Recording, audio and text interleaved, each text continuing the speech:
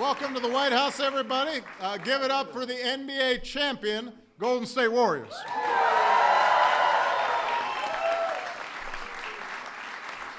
Everybody, please have a seat. Now, let me begin by saying I was hoping that Riley Curry would be here today to share the podium with me, but I guess I'm going to have to get media training some other day.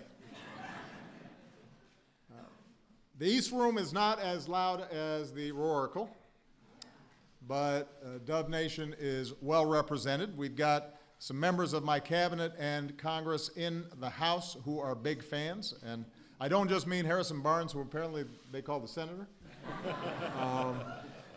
He's from Iowa, so maybe he's got some politics in his blood, but we've got one of the biggest Golden State Warrior fans around, our leader in the House of Representatives, Democratic leader Nancy Pelosi. We got Republican leader Kevin McCarthy is here, so this is bipartisan.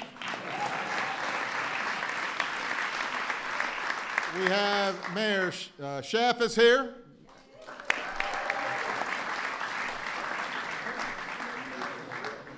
So we're glad you're here to celebrate the best in the Bay.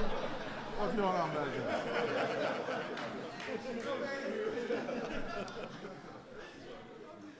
I also want to recognize Warrior Executive Board member and NBA legend, one of the greatest of all time, the Logo, Jerry West.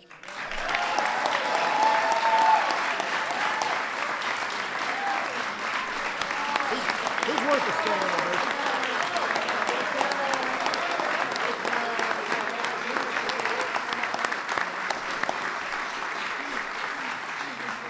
As well as owner Joe Lacob and general manager Bob Myers. Give them a big round of applause.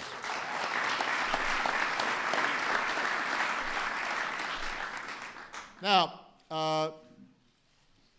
it is rare to be in the presence of guys from the greatest team in NBA history. So we're pretty lucky today because we've got one of those players in the house, Steve Kerr from the 1995-96 Chicago Bulls.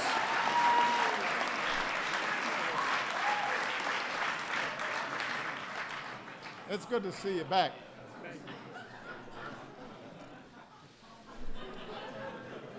Now, for those of you who don't know, the Warriors started the season without Coach Kerr, who was recovering from back surgery, so Luke Walton stepped up and led the team to a ridiculous 39-4 record.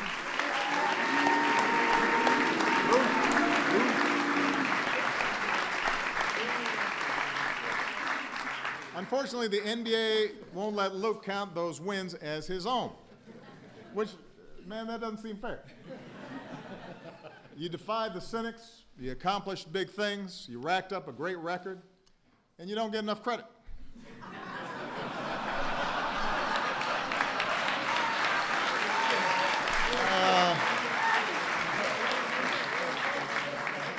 I can't imagine how that feels.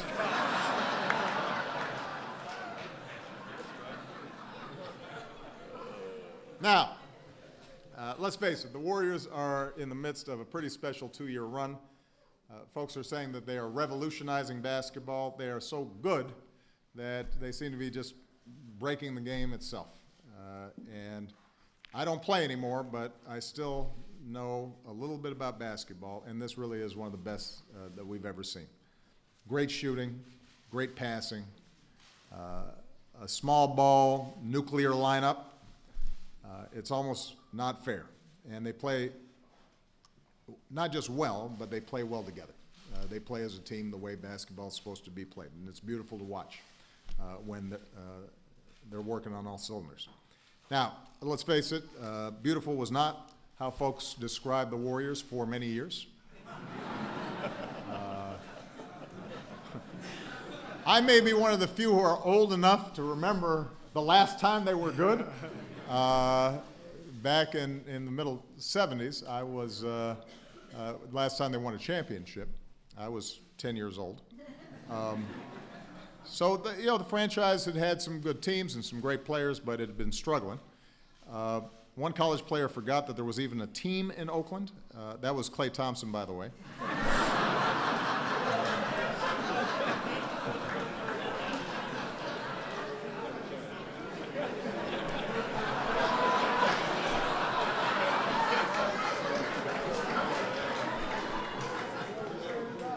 But a few years ago, Joe Lacob took over, pointed to that 1975 championship banner and said, "That's a very lonely flag. We need another one." And last year they got it. 67 wins, 16 straight at one point. That used to seem like a lot until this year, where they started off 24-0. Ended last season with their first title in 40 years. And obviously a big part of that was league MVP Steph Curry.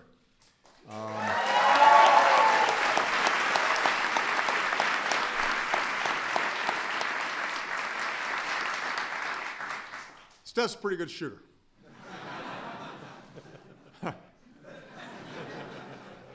For those of you who watched the game against the Wizards last night, he was, to use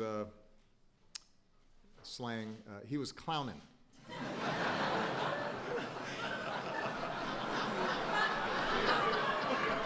He was all jumping up and down.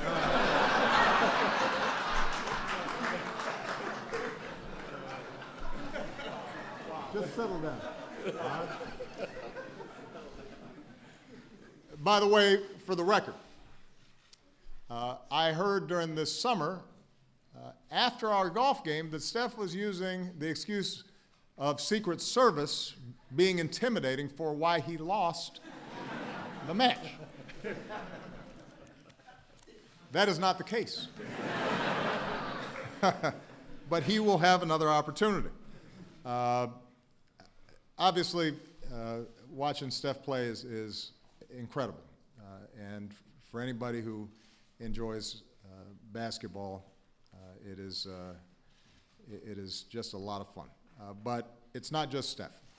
There's the other Splash brother, Klay, who dropped 37 points in a quarter, and whose jump shot is actually a little prettier.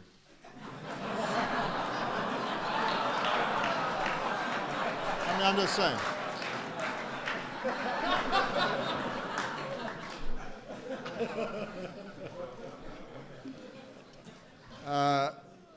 There were Barnes dunks, Bogut blocks, Draymond Green showing us heart over height every single night. Draymond's also known to add a few more words that I cannot repeat.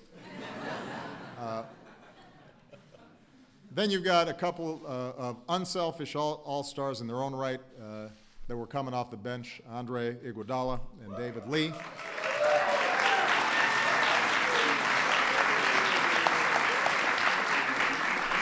And a bench that was so good that an opposing coach complained they've got two starting lineups. In the finals, Golden State faced Cleveland and a guy named LeBron.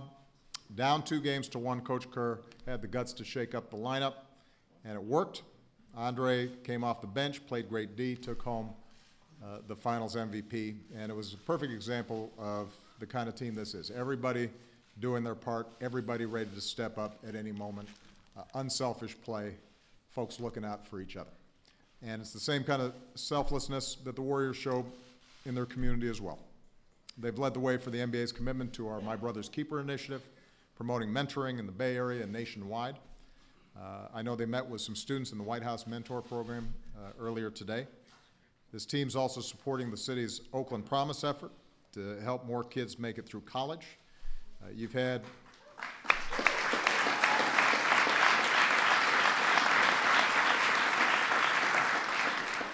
players take a stand against gun violence, work with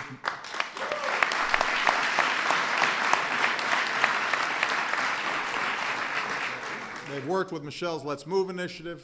They've dressed up as Santa to deliver Christmas presents to those in need. And the first time I met Steph was because he had partnered with the UN Foundation to donate 3 anti-malarial mosquito nets for every 3-pointer he makes. So last night, that's 33 nets. So keep shooting, Steph. Not that he needs any encouragement, obviously.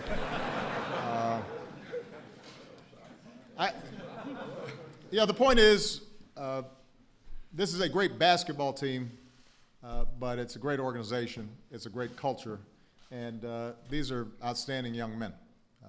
And some of them I've met before. Steph, I've gotten to know a little better.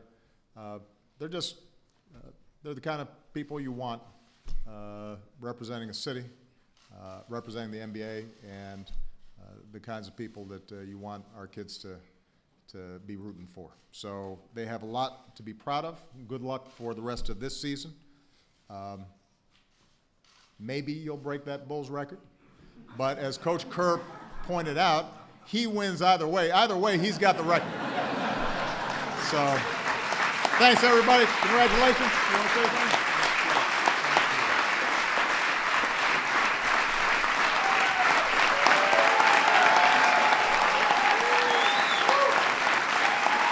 Thank you. I'm a little thirsty. Is that my water or yours? I thought maybe it was yours. I'm guessing it's yours.